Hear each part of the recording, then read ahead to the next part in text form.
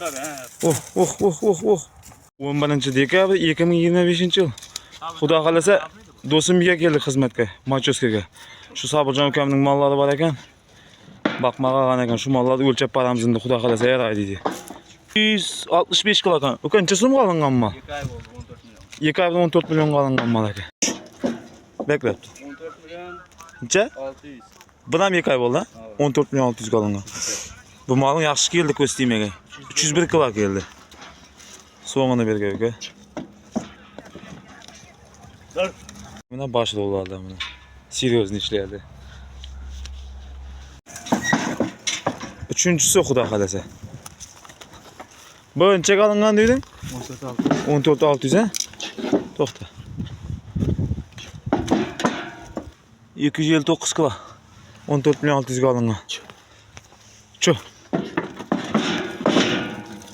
Bekla qap. 17 million 300 bir oyda o'tdi. 17 million 300 ga olingan. Bir 20 kun bir oyda yo'q qoldi, ha?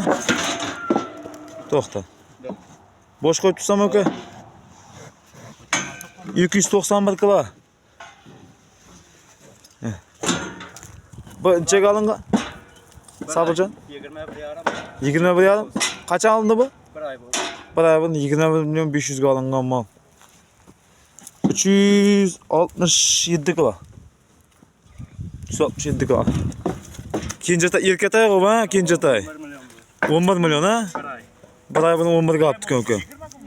20 kun bo'pti. 179 kilo. Baschang, ey молодец. Hozir mana mollar bilan bunday qila. Biladan o'lchimiz ha? Xudo xolasa. Bag'o aka jalli.